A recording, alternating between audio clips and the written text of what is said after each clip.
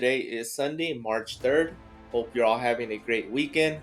We do have a few NBA games as well as college basketball games, which I posted last night. Recap on that: Darius Johnson had his worst career shooting night. It should have been a double up, but we ended up going 3 for 5. RJ Felton is the play of the day for college basketball. Any prop you take is good. As far as NBA, you should have just Uno reversed me. 150,000 people picked Jabari Smith's rebounds to go over at 9.5. In his past two matchups against the Phoenix Suns, he had 16 apiece. And for some reason, he only had 3 rebounds yesterday. So I'm pretty sure Jabari Smith was on everybody's slip. It was the most popular pick. Just because it's popular doesn't mean it's going to hit. I took his rebounds and assists. He did have 2 assists, but he just didn't come through on his career average of rebounds. Fortunately, it was an off night for him. Unfortunately, 150,000 people picked it. I fell into that category, taking his rebounds and assists. But we bounced back. The other 4 player props did not hit. It was a bad day. It was probably the worst day of the week. But we had 4 winning days of the 6. Hopefully, we can make it a 5th.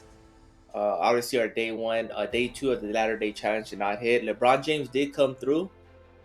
We did end up getting a goblin slip to go over as well. We got that double up as well with LeBron James' first half. I did pair it with the goblin. So I didn't break even like the day before, but we'll bounce back today. So let's get started. And my first pick, I'm going to go back to some fantasy scores. And first one is Isaiah Stewart. And I'm going to be taking his fantasy score at 21. His PRA and his rebounds is good. I took his rebounds last time out. It did cash. I'm taking it on a separate slip. So these 2 are my favorite props, followed by the PRA. We're going to be taking his fantasy score to go over. Next fantasy score I'll be taking is Cade Cunningham. And his fantasy score is at 36. Usually he's at 38, 38.5. Going against Orlando, favorable matchup for him.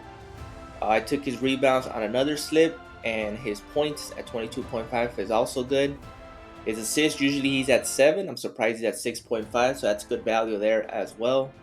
But I like his fantasy score more. Third prop I'll be going, another fantasy score, is Terrence Mann. Becoming a key role player for the Clippers. I'm going to be taking his fantasy score at 16. He's been averaging the mid-20s.